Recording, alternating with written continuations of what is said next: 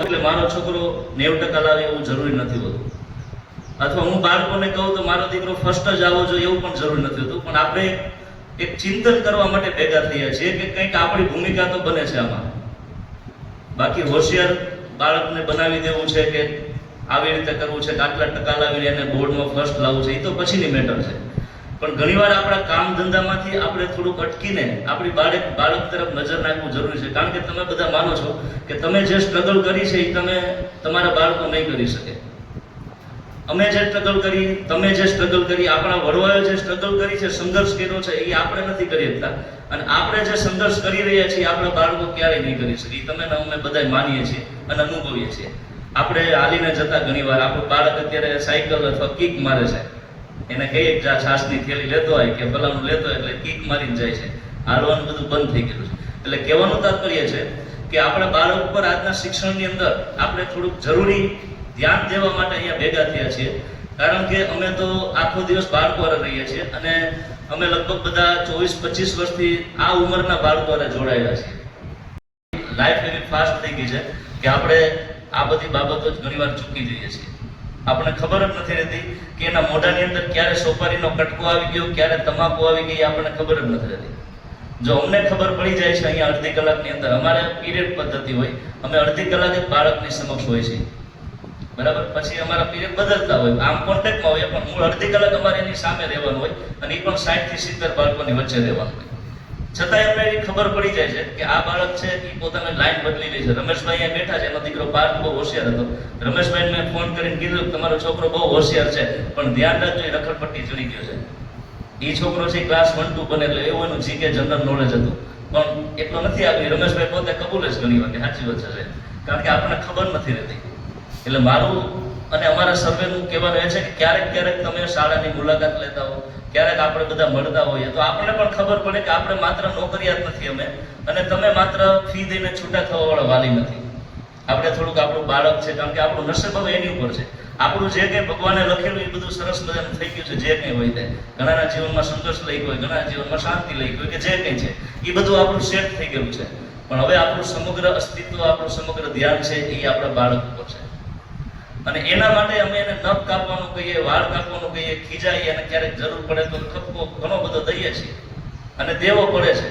અને એ દ્રષ્ટિએ આપણું ગામ, આપણા વાલીઓ, એનો પણ અમે આભાર માનીએ છીએ. હજી સુધીમાં કોઈ દિવસ કોઈ વાલીએ ખોટું નથી લગાવ્યું કે સાહેબ તમે અમારા છોકરાના ના. બાકી બહુ પરિસ્થિતિ ખરાબ છે, કારણ કે ભાવ જગત છે ને એ આજે છીછરું બની ગયું છે. એટલે હવે એ જે ઠપકો અંદરથી મળતો ને એને લોકો સમજી નથી શકતા. તને એક ઝાપટ મારીશ તો ફાડી દઈશ, તો ફાડી ન દેવાનું હોય, પણ એક વાત છે કે ભાઈ તું આ રહેવા દે, તારા માટે આ લાયક નથી, તારા માટે યોગ્ય નથી. એવું કહેવા માટે અમે આવું બધું કરતા હોઈએ છીએ. તો હવેનું જે ભાવ જગત છે એ છીછરું બની ગયું છે. ઘણા બધા વાલીઓ છે એ શહેરની અંદર પરિસ્થિતિ ખરાબ છે, એ દ્રષ્ટિએ આપણું ગ્રામ્ય જીવનનું વાલીપણું છે એ બહુ સારું છે, આદર્શ છે. અમને એનો ગૌરવ છે અને અમને એનો આનંદ છે અને અમે તમારો આભાર પણ માનીએ છીએ. કારણ કે હજી સુધીમાં મને યાદ નથી, આટલા વર્ષો થઈ ગયા. હું 2002 થી છું, એટલે કે અમારે બધાને આમ ગણો ને તો 25 વર્ષ અહીંયા થઈ ગયા, 24 વર્ષ. બાકી 24 વર્ષની અંદર કોઈ વાલી કોઈ ફરિયાદ લઈને આવ્યો એવું નથી. એનું કારણ છે સંપૂર્ણ વિશ્વાસ. અને અમે પણ તમને એટલા માટે જ અહીંયા બોલાવ્યા છે કે આ વિશ્વાસ હંમેશા જળવાઈ રહેશે અને આ વિશ્વાસ આપણા બધાનો સહિયારો પ્રયાસ છે. આજે હું ઘણીવાર છોકરાઓને કહું છું કે ઘણીવાર ખીજાતા હોય, અમુક હસતા હોય, અમુકને અસર નથી થતી, તો હું ઘણીવાર કહું કે સમજદાર જ્યારે માણસ ભૂલી જશે ત્યારે દુનિયાનું પૂરું થાય. કારણ કે સૌથી મોટી છે ને એ શરમ છે. શરમ જો માણસ વયું જાય એટલે પૂરું થઈ જાય. આજે બાળકો છે ને એ મોબાઈલના કારણે ઘણીવાર થોડોક દઠ્ઠર થતા હોય ને એવું લાગે છે. એને ખબર નથી રહેતી. ઘણીવાર આપણે ખીજાઈએ તેને મગજમાં કાંઈ હોતું નથી. એને કોઈ આમ ખીજાણા તો એનો કોઈ ગમ નથી હોતો. આજથી હું માનું છું ત્યાંથી 12-15 વર્ષ પહેલાના બાળકોને ખીજાતા તો એનું મોઢું એકથી પડેલું હતું. અને આજે તમે ટ્રાય કરો 3 છોકરાને ઊભા રાખો ને તમે ખીજાતા હોય તો એકાબીજા મનમાં દાંત કાઢતા હશે. આટલો 15 વર્ષની અંદર એના ભાવ જગતમાં ફેર પડી ગયેલો છે. અને આ વાસ્તવિકતા છે. કારણ કે મેં કીધું અમે તો 24-25 વર્ષથી બાળકો હારે રહીએ છીએ અને એ પણ આવડા ઉંમરના બાળકો હારે, એટલે એના ભાવ જગતમાં કેટલો ચેન્જ થતો હોય એ અમને ખબર છે. એટલે વાલી તરીકે આપણી ફરજ એ છે કે થોડું આપણે ધ્યાન આપવું.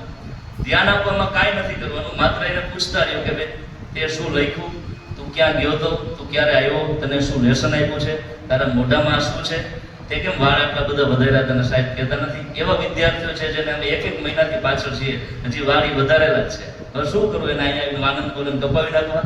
એ બાળકને હું સમજુ છું કે આ બાળકની અવસ્થા એવી છે કે એને ગમતા હોય છે વાળ, કારણ કે એની ટીનેજ છે. 17-18 વર્ષના બાળકને થોડુંક એવી ઈચ્છા હોય કે આમ વાળ ના આમ તેમ, પણ કંઈક વિદ્યાર્થીની રીતે લાગવું જોઈએ ને. આપણે કોઈ સાવ કંઈક જંગલમાંથી આવેલા તો નથી. તો આપણે સવારમાં બાળક 10 વાગ્યાનો ઘરેથી નીકળ્યો, સાંજે 6 વાગે ઘરે પહોંચે છે. તમે આખો દિવસ કામ ધંધે હોય, તમને ખબર નથી હોતી કે ક્યાં છે. એ સારું છે, વિશ્વાસ કે ભાઈ સાહેબ પપ્પાએ છે ને એ સુરક્ષિત છે, એમ કે ભાઈ સ્કૂલમાં છે, બાળક ભણવા ગયું છે, દીકરી હોય કે દીકરો હોય એમ. તો આ વસ્તુ સારી છે. પણ ઘણીવાર એક પિતા તરીકે, એક માતા તરીકે, એક વાલી તરીકે આપણે થોડું એની ખબર પણ રાખવી પડશે કે મોબાઈલ કઈ રીતે વાપરે છે. મોબાઈલનો કંઈ જરૂર નથી. અમે બધી એટલી બધી સૂચનાઓ વિદ્યાર્થીઓ માટેની મોબાઈલમાં બહુ આપતા નથી. એટલે મોબાઈલનો ઉપયોગ ઓછો કરે, કારણ કે બાળકમાં શું છે કે મોબાઈલના ઉપયોગથી ઘણીવાર એનું ભાવ જગત ગવાતું હોય. કારણ કે એ કમ્પેરિઝન કરવા લાગે. મોબાઈલમાં જાગ જમાડ હોય બધી, એટલે એને એમ થાય કે ઓહો મારી પાસે તો આવું છે, કાલ સવારે તમારી પાસે ડિમાન્ડ રહેશે કે મને મોબાઈલ આવો લઈ દો, મારે આવું જોઈએ છે. ઘણા વાલી કહે છે સાહેબ એ મોબાઈલ માગે છે, અત્યારથી કેમ દેવો? એવું અમારે બનતું હોય છે કેટલી વાર. તો એ જરૂરી નથી. મારું એક સાર એ છે વાતનો કે થોડી તમે એક અમારી ઉપર વિશ્વાસ, શ્રદ્ધા રાખી અને બાળક ઉપર શ્રદ્ધા રાખી એની સાથે થોડી વાતચીત કરો. એને થોડું પૂછતા રહ્યો, તું કયા ટાઈમે ગયો તો સ્કૂલે, કયા ટાઈમે તું આવ્યો, તું અત્યારે ક્યાં ગયો તો, કેમ મોડો થયો, મોડું સુવાનું થાય તો કેમ મોડો સૂતો. આવી વાતથી આપણો વારસો મજબૂત બનશે. કારણ કે તમારું ને મારું, જો તમે કોઈ એવું ઈચ્છતા નથી જે સંઘર્ષ તમે કર્યો છે તમારું બાળક કરે, બરાબર? તમે માલઢોર રાખો છો, તમે ખેતી કરો છો, તમે ધંધો કરો છો, તો તમે કોઈ એવું નથી ઈચ્છતા. તમારી એકમાત્ર એવી ઈચ્છા હોય છે કે તું સેટ થા ને થોડુંક ભાઈ, તું વ્યવસ્થિત કરે. કારણ કે તમે બહુ મહેનત કરેલી છે અને એ મહેનત તમે તમારા બાળક પાસેથી નથી કરાવવા માંગતા, અથવા તો તમને ખબર છે કે મહેનતની અંદર શું હોય છે, કેમ હોય છે, આંચ કેમ પડે છે અને મહિનો કેમ પૂરો થાય છે, તમને મને બધાને ખબર છે. તો આ દ્રષ્ટિએ થોડું આપણે માત્ર એ બાબત નહીં પણ આપણા બાળક ઉપર ધ્યાન આપીએ, સેજ એને સમજાવીએ, એની વાત સાંભળીએ. હું એવું નથી કે એને ખપ આપવાનું, ક્યારેક એને પણ સાંભળવાનું. આવડા બાળકની અંદર ગળમથન બહુ હોય, મનોમંથન બહુ હોય. આવડા બાળક આ બધી વાતોનો સાર એ છે કે આપણે શાળા ઉપર વિશ્વાસ કરીએ છીએ, શિક્ષકો ઉપર, એ સારી વસ્તુ છે, પણ આપણે થોડું બાળક સાથે ટાઈમ પણ કાઢવો પડશે. સેજ એની વાતો સાંભળવાની છે, થોડી ઘણી ટકોર કરવાની છે. સેજ એને એની કંઈક મૂંઝવણ હોય એ પણ સાંભળવાનું છે, કારણ કે મેં કીધું આવડા બાળકો મૂંઝાતા હોય એને એ પણ સાંભળવાનું. એટલે આ બધી વસ્તુ હોય, કારણ કે આ જે શિક્ષણ છે ને એ સહિયારો પ્રયાસ છે. આમાં કોઈ મંત્ર નથી આપી દેતું કે જા તું આમ થઈ જશે, એવું નથી થતું. આ આપણા બધાનો વાલી અને શિક્ષણનો, એટલા માટે જ તમને બોલાવ્યો છે.